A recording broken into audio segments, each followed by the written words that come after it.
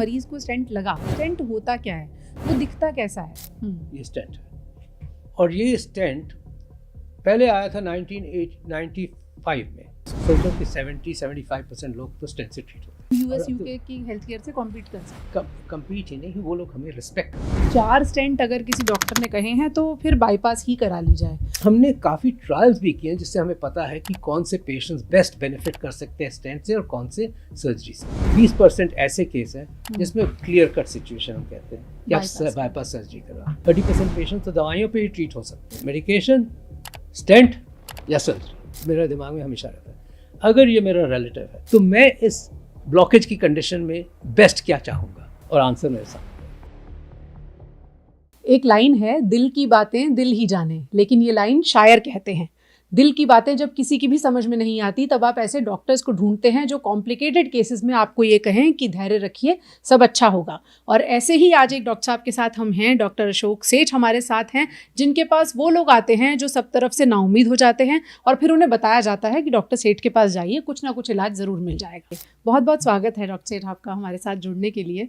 लोगों को बहुत बार पता तो चलता है कि मरीज को स्टेंट लगा, स्टेंट होता क्या है, वो दिखता कैसा है, जब शरीर में जाता है तो क्या लगता है असल में किसी की बॉडी में? सर, क्या हम लोगों को दिखा सकते हैं कि स्टेंट की जिसकी बात की जाती है वो कैसा होता है? बिल्कुल। स्टेंट तो अब एक हार्ट डिजीज का एक इम्पॉर्टेंट ट्रीटमेंट ऑप्शन हो गया। I mean this is probably cornerstone, मैं कहूँगा ना, heart attack, coronary artery disease जिसे कहते हैं, उसकी ट्रीटमेंट का कॉर्नरस्टोन ये स्टेंट है। और ये स्टेंट पहले आया था 1995 में, बट उस वक्त ये मेडिकेटेड नहीं होता था। उस वक्त प्लेन स्टेंट होता था, स्टेनलेस स्टील का बना हुआ। और उसमें देखा अभी भी ये स्टेनलेस स्टील, अभी ये, हाँ, स्टेनलेस स्टील है, बट ये स्टेनलेस स्टील नहीं है, नाइटेनॉल हो गया, which is a combined alloy. Okay, इसमें निकल भी मिला हुआ है। तो ये जो नाइटेनॉल्स हैं और ये जो निकल कैडमियम अलॉयज हैं, ये ऐसे हैं कि ये अब वेरी डिफरेंट हो गए हैं। तो ये अलॉयज अब ज़्यादा थिन हो गए हैं, ये अलॉयज अब ज़्यादा ऐसे हो गए हैं कि ये आर्टरी को सपोर्ट करके रखें, और ये अब मेडिकेटेड हो गए हैं। ठीक है। सो ये निकल पहले जब आप स्टेंट लगाते थे वो मेडिकेटेड ड्रग कोटेड स्टेंट्स, हाँ, तो ये निकल कैडमियम अलॉयज हैं। ये जब ऐसे होते हैं कि वो जो पहले होते थे वो ड्रग मेडिकेटेड नहीं होते थे, उससे में फिर भी ब्लॉकेज वापस आ सकती थी। फिर क्या हुआ कि 2002 में ये इसके ऊपर ऐसी दवाई से कवर हुए जिससे कि रीब्लॉकेज नहीं होती थी। तो ये आर्टरी को अब खोल भी देते हैं। ये आप देख रहे हो जो सर्कुलर सा है, ये 3 मिलीमीटर डायमीटर का है। ये जब आर्टरी के अंदर डालते हैं तो एकदम कंप्रेस्ड बलून के ऊपर होता है, बलून के ऊपर कंप्रेस्ड होता है। वो 3 मिलीमीटर का बलून होता है, उसको हम कैथेटर के जरिए वहाँ पे पहुँचाते हैं, और फिर जब बलून को फुलाते हैं तो ये बलून इसको फुला के 3 मिलीमीटर का कर देता है। बट फिर जब ये चौड़ा हो जाता है तो इसको कंप्रेस करना मुश्किल हो जाता है। आप देख लो, ये आसानी से दिखने वाला भी नहीं, इतनी बारीक सी चीज़ है, इतनी बारीक सी चीज़ है। और ये हमें एक्सरेज में उसमें पहुंचानी होती है, एक्सरे पे। अच्छा, जो सामने आप स्क्रीन पे देखते रहते हैं। और ये जो आप मैग्नीफाइड इमेज देख रहे हैं, कुछ इसी तरह की कुछ ऐसा दिखता है, लेकिन ये मैग्नीफाइड इमेज है, ये बहुत बड़ी है। अभी मेरे हाथ में ये इतना बारीक सा है कि आपके लिए इसको देखना और समझना ऐसे बहुत मुश्किल है, तो ये लगाया जाता है। डॉक्टर साहब, लोग अक्सर कहते हैं कि 4 स्टेंट अगर किसी डॉक्टर ने कहे हैं तो फिर बाईपास ही करा ली जाए। ये सिद्धांत कितना सही है कि 2 लग रहे हैं तो ठीक है, 1 लग रहा है तो ठीक है, 4 लग रहे हैं तो फिर तो ओपन सर्जरी करा लो? ऐसी बात नहीं है। और हमें ये भी समझना चाहिए कि ये दोनों ऑप्शंस इंपॉर्टेंट ऑप्शंस हैं। बाईपास सर्जरी एक बहुत इंपॉर्टेंट ऑप्शन है, बहुत रोबस्ट टेक्निक है, और अब रिस्की भी बहुत कम हो गई है, उसमें भी बड़े एडवांसेस हुए। और हमने काफ़ी ट्रायल्स भी किए हैं जिससे हमें पता है कि कौन से पेशेंट्स बेस्ट बेनिफिट कर सकते हैं स्टेंट से और कौन से सर्जरी से। अच्छा। ये ज़रूर है कि स्टेंट्स में भी इतनी एडवांसमेंट्स हुई है, मेडिकेटेड स्टेंट्स में भी इतनी एडवांसमेंट्स हुई है कि वो इतना सेफ और इतना सिंपल प्रोसीजर हो गया है कि लोग 1-2 दिन में ठीक होके और within a week full activities पे आ जाते हैं। बिल्कुल। और सर्टनली कई रिस्की पेशेंट्स के लिए स्टेंट बहुत सेफर है कंपेयर टू सर्जरी। हाँ, ये ज़रूर है कि अगर हम डायबिटिक्स में या बहुत ही सीवियर ब्लॉकेजेस हों और बहुत ज़्यादा स्टेंट्स डालें तो उसमें ये डेफिशिएंसी होती है कि ब्लॉकेज की रिकरेंस की पॉसिबिलिटी ज़्यादा होती है। सेफ्टी तो ज़रूर है कि स्टेंट में डालने में काफ़ी सेफर है कई पेशेंट्स में फ्रॉम बाईपास सर्जरी। अगर कोई कॉम्प्लिकेशन नहीं आती तो दूसरे तीसरे दिन मरीज घर चला जाता है। करेक्ट, और फास्टर रिकवरी भी है। So there is certainly 50% of the patients या 60% ऑफ द पेशेंट्स जिसमें कि कोई सोचना ही नहीं पड़ता कि stent is superior to surgery. और then there is proportion of patient जो ग्रे एरियाज है जिसमें कि पेशेंट भी कह सकता है। और मैं हमेशा बिलीव करता हूँ ये इन्फॉर्मेशन हर एक पेशेंट को प्रोवाइड करनी चाहिए कि ऑप्शंस है आपके पास बाईपास सर्जरी की उन पेशेंट में जिसमें कि ग्रे एरियाज है कि आपके पास बाईपास सर्जरी की भी ऑप्शन है, आपकी एंजियोप्लास्टी भी ऑप्शन है, ये इसकी डेफिशिएंसी है, ये इसकी डेफिशिएंसी है, make a consideration with a patient. And then 20% ऐसे केस हैं जिसमें क्लियर कट सिचुएशन हम कहते हैं कि आप बाईपास सर्जरी करवा, आपको स्टेंट से कोई फ़ायदा नहीं होगा, आप अपना टाइम भी वेस्ट करोगे, आप रिस्क भी लोगे और आप बाईपास सर्जरी कराओ जो कि आपके लिए बेटर, सेफर और बड़ी इफेक्टिव। तो 4 स्टेंट भी डाले जा सकते हैं easily and people do well with it.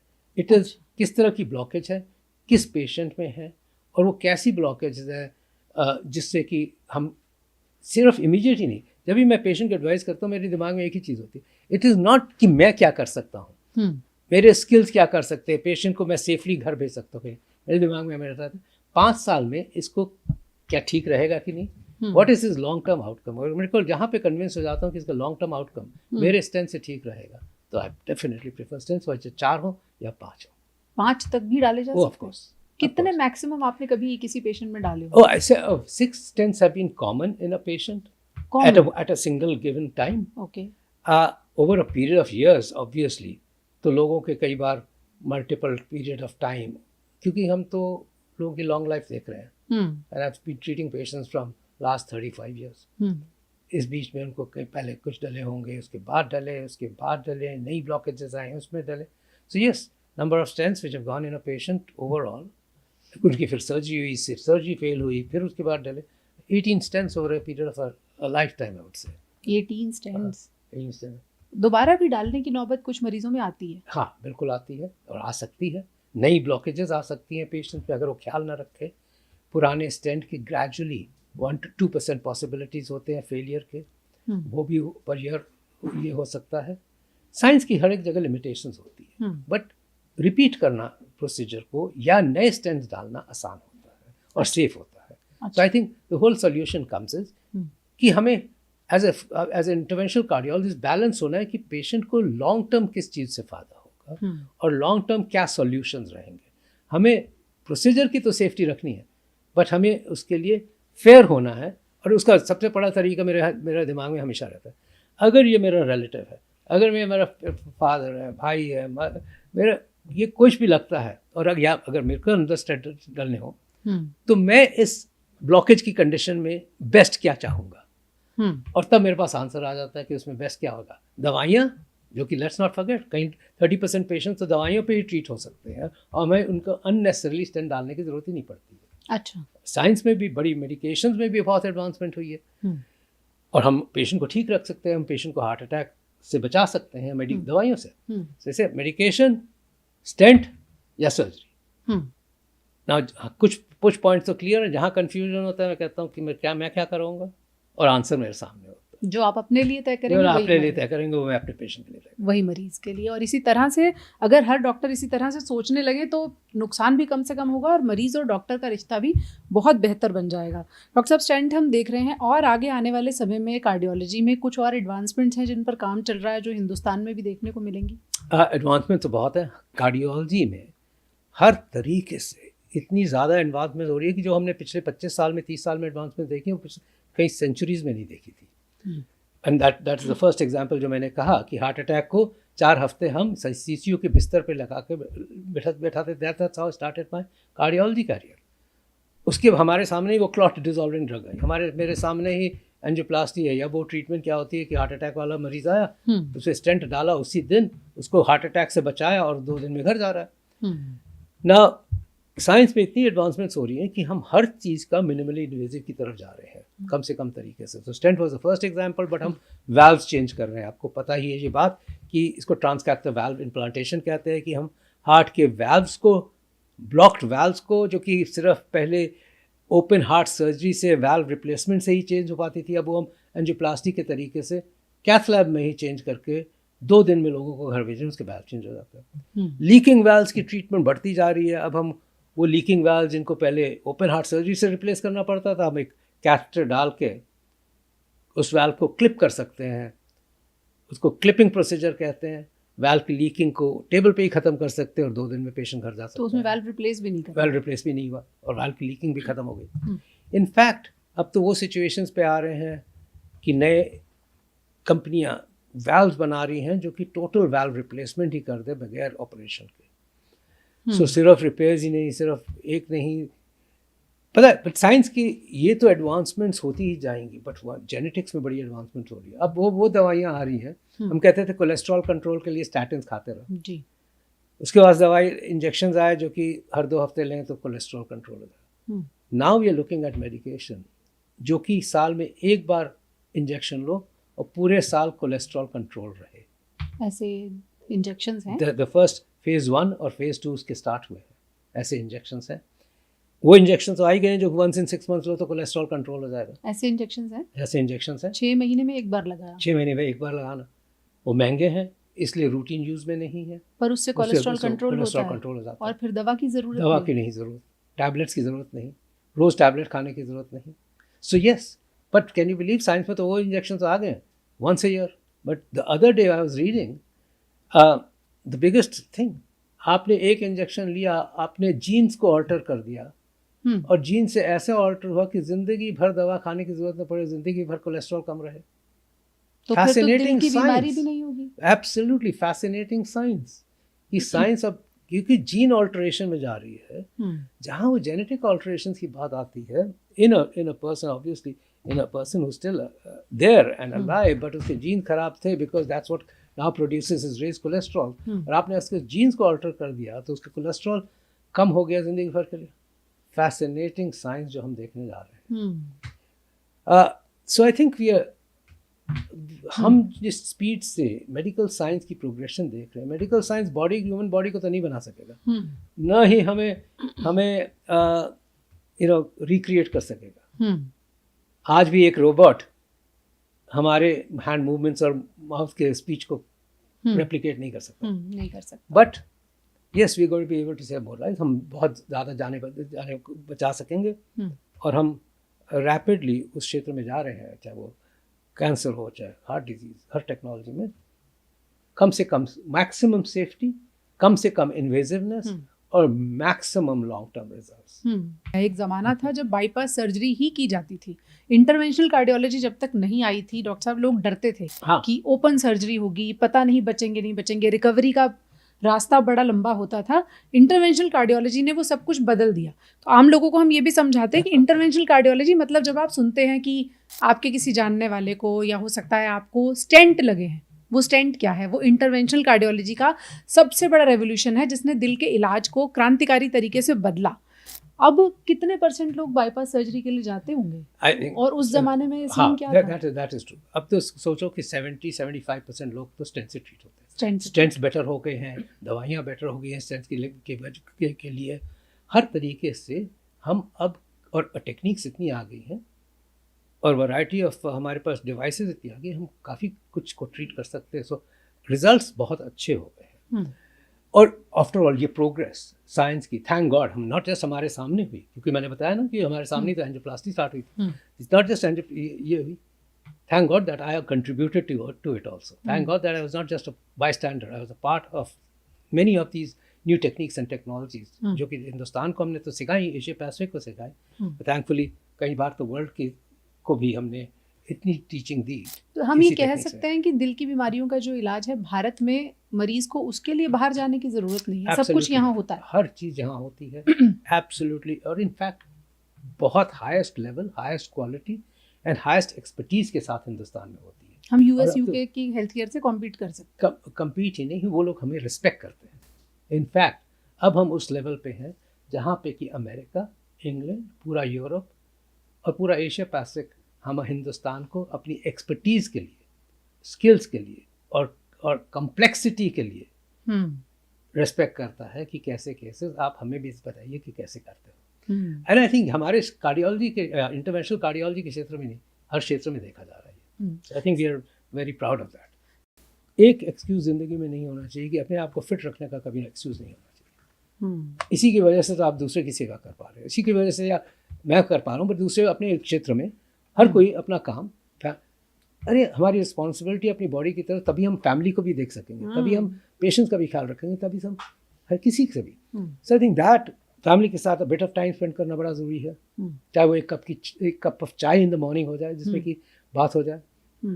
और फाइनली मैं अपने फादर से मिलता हूँ, थैंक गॉड 101 उनकी एज है, 101 साल। हाँ 101 साल, may God keep him well. 101 और 6 महीने, एंड आई थिंक तो उनको मिलना, एक बार बात करना बड़ा ज़रूरी है। उसके बाद एक बार हॉस्पिटल आ जाता हूँ तो फिर मेरा कंटिन्यूस है। वन इज क्लियर, मैं चाय के लिए नहीं स्टॉप करता, मैं खाने के लिए नहीं स्टॉप करता। लंच ब्रेक होता है आपको पता ही है, nobody knows। मैंने तो नहीं देखा कभी। I don't have a lunch.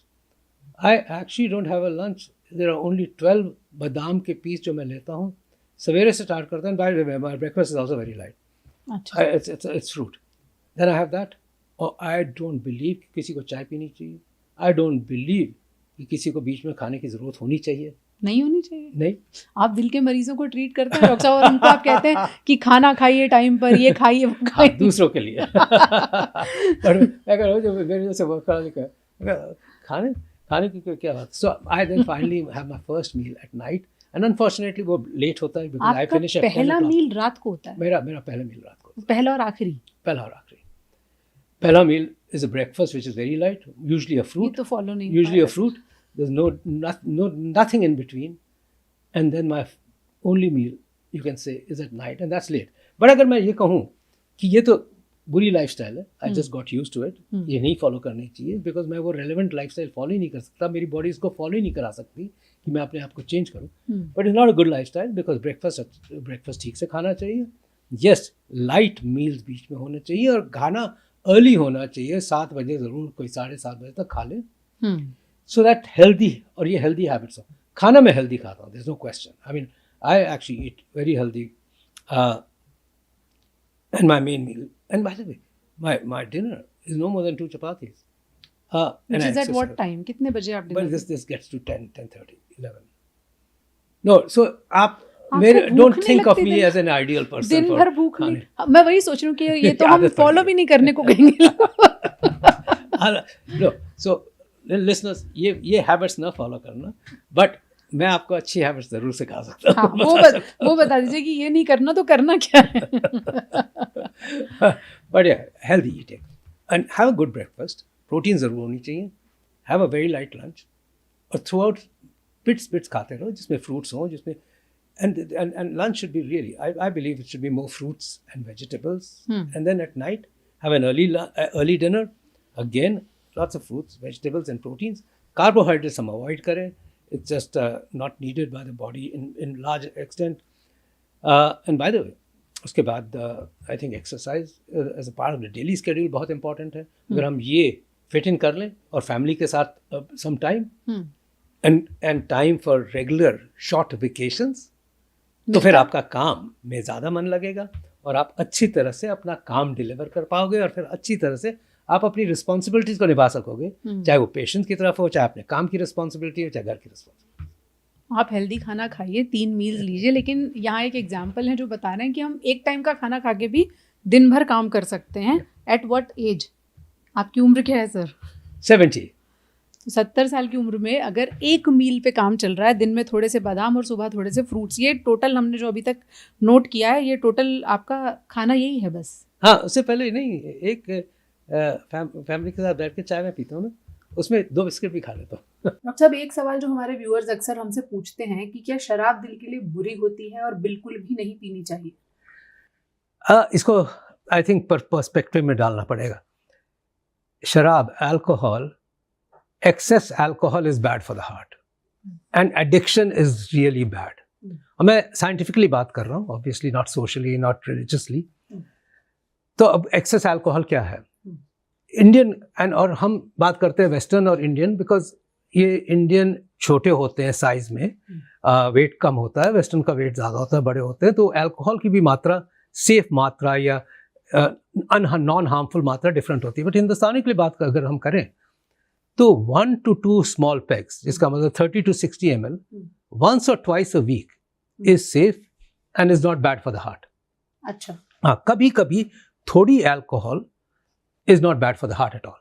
तो अगर कोई कहता है कि मैं पीता हूँ, कोई खराब बात नहीं है। हाँ, ये कहते हैं कि दो चीजें खराब है। अगर आप रोज पियो वो बैड है, चाहे आप कहो कि मैं 60 ml रोज पीता हूँ, वो बैड है। हमारी बॉडी, हिंदुस्तान की बॉडी वो नहीं ले सकती, वो हार्मफुल होगा। और सेकेंडली, अगर हम एडिक्टेड हो जाएं तो ऑब्वियसली वो हार्मफुल होगा। थर्डली, कोई कहता है कि मैं पीता तो एक ही बार हूँ 2 हफ्ते में, बट जब पीता हूँ तो अच्छे से पीता हूँ, 6-8 पैक तो ऐसे ही लगा लेता हूँ, दैट्स बैड। बिंज ड्रिंकिंग बहुत खराब है हार्ट के लिए, क्योंकि वो एक सडन स्ट्रेन कर देती है। सो हमें समझना है फर्स्टली कि अल्कोहल पर से खराब है। स्मोकिंग तो बहुत ज़्यादा खराब है, स्मोकिंग तो एक सिगरेट भी खराब है, स्मोकिंग का तो नाम ही नहीं लेना चाहिए as a risk factor for heart attack. In fact वो कोई भी हर दवा को निगेट कर देती है स्मोकिंग। मेल्स और फीमेल्स के लिए भी डिफरेंट अमाउंट, हाँ अमाउंट डिफरेंट है, इसलिए कि again body size, body weight, metabolism के ऊपर है। और सोचो कि उसको 66% या 2/3 शुड बी द क्वांटिटी औरतों के लिए। अगर वो अल्कोहल ले रही है तो मेन की जो क्वांटिटी है उसका 2/3 सेफ क्वांटिटी है औरतों के लिए। ओके, आप ड्रिंक करते हैं? बीइंग अ कार्डियोलॉजिस्ट ये सवाल आपसे बनता है। राइट, ऑफ कोर्स जी। You know, why should one enjoy a bit of a drink? अच्छी बात है। So you do drink? हाँ, so of course, again to the same extent. मैं कहता हूँ कि 1 or 2 स्मॉल पैग्स, इनफैक्ट बुरी बात नहीं है। आप 10 पूरा हफ्ता मुश्किल से गया है, why don't you enjoy a drink on a Saturday? अगले दिन सोना है, have a drink, have an enjoy, लोगों के साथ बात करो, मिक्स करो। ये आपने डॉक्टर साइड से सुन लिया, लेकिन आपने ये भी सुना कि वो कितने घंटे काम करते हैं, रोजाना कितनी एक्सरसाइज करते हैं, उनका खाने पीने का स्टाइल क्या है, और वर्कआउट का जो शेड्यूल है वो बिल्कुल नहीं छूटता है। अगर आप भी ये सब करते हैं, अदरवाइज हेल्दी हैं, तो फिर आप इस एडवाइस को भी ज़रूर मानें। चलते चलते बहुत सारे लोग ये जानना चाहते होंगे कि वो ऐसा क्या करें कि उनको आपके पास आना ही ना पड़े, दिल के मरीज ना बने लोग, क्योंकि भारत में दिल की बीमारियों का नंबर बहुत ज़्यादा है। तो ऐसे में क्या कहना चाहेंगे? सो आई थिंक कि हम तो वर्ल्ड कैपिटल हैं हार्ट अटैक्स के, हम लोग सब प्रोन हैं, मैं भी प्रोन हूँ हार्ट अटैक का। तो हम अपनी तरफ से क्या कर सकते हैं? एक्चुअली प्रिवेंशन हार्ट डिजीज तो हमारे हाथों में है। मैं कहता हूँ कि पीपल वंडर की पॉलिसीज ये वो, अगर हम यही कहें कि लुक एट एवरीथिंग जो कॉजेज हार्ट डिजीज, मोटापा, ठीक है, lack of exercise, smoking, diabetes, hypertension, family history को तो हम नहीं चेंज कर सकते जी, बट बाकी चीज़ों का तो हम कंट्रोल कर सकते हैं। क्या खाते हैं, मैं तो ये कहता हूँ कि हर चीज़ तो हमारे एक्चुअली कंट्रोलेबल है। और वो एक कंट्रोलेबल, हम एक्सरसाइज की आपने बात की, मैंने बात की, और क्यों बात की? इसीलिए कि अगर सिर्फ एक्सरसाइज ही करें और इसे कि 200 मिनट्स ऑफ ब्रिस्क वॉकिंग, सिर्फ 200 मिनट इन अ वीक, इसका मतलब अगर 5 times 40 minutes brisk walking, 25% heart attack के चांसेस हमारे कम हो जाते हैं।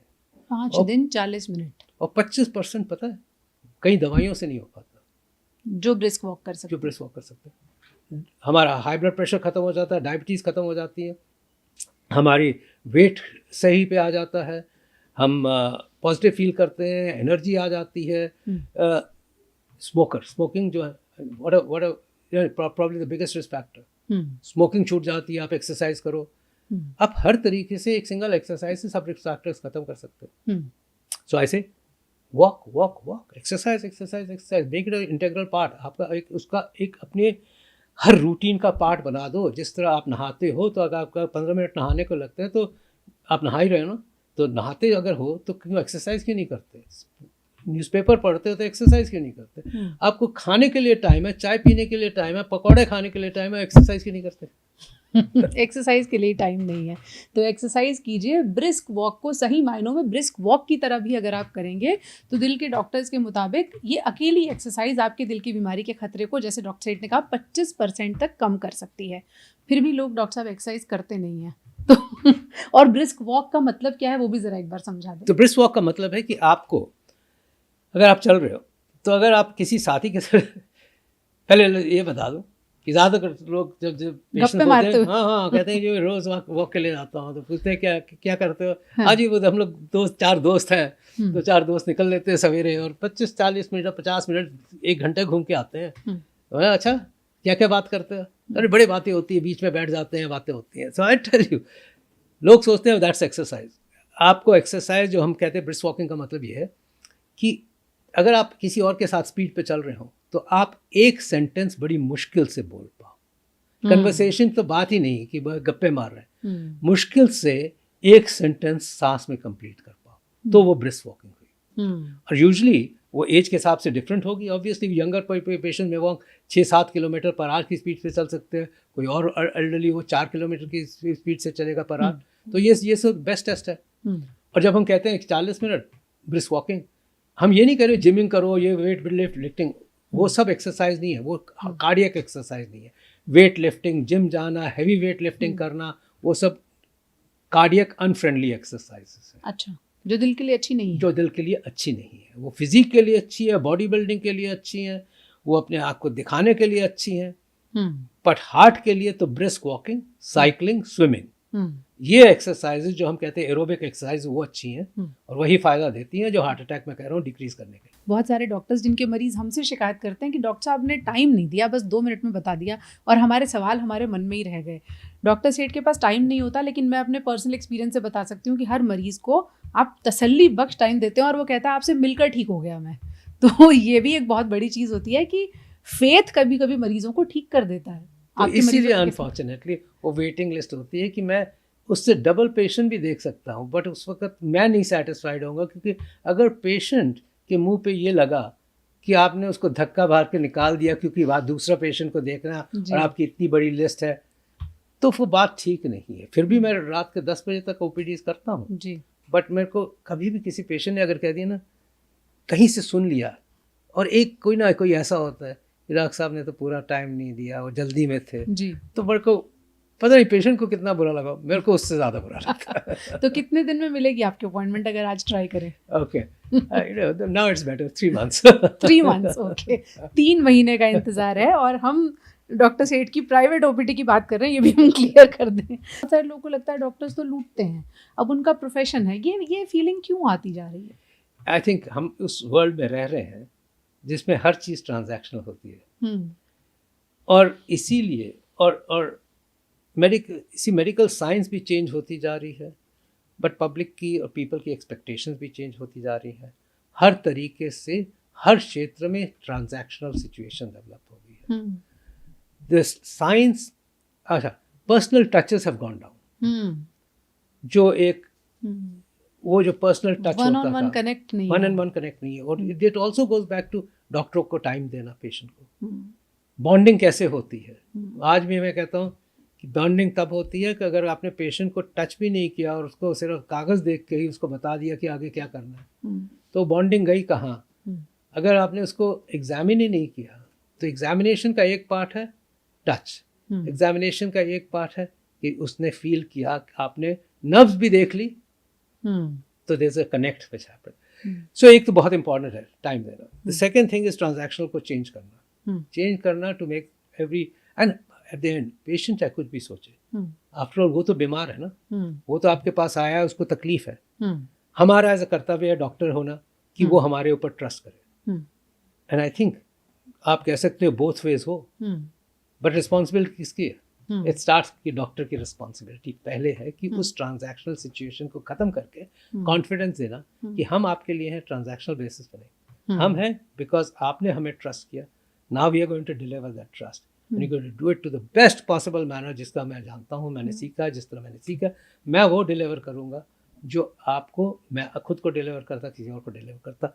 ये अगर हमने वो 5 C's फॉलो कर दिए, commitment, compassion, care, conscious and competence, तो हमने उसको चेंज कर दिया, उसको रिवर्स कर दिया। अदरवाइज तो ये नेचुरल प्रोसेस है, वर्ल्ड वाइड नेचुरल प्रोसेस है, जो कि हिंदुस्तान में नहीं हर एक जगह देखा जा रहा है कि हम अब उस क्षेत्र में, हम उस ईरा में रह रहे हैं जहाँ की स्पिरिचुअलिटी धीरे धीरे खत्म होती जा रही है, और science is taking over as a reasoning for everything.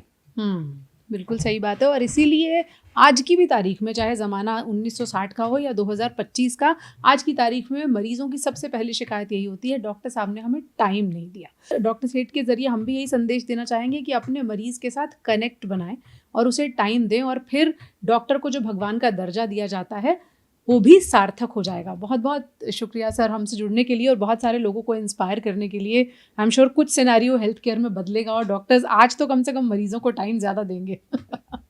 Thank you so much sir. Thank you, you're so good at everything. Thank you so much sir.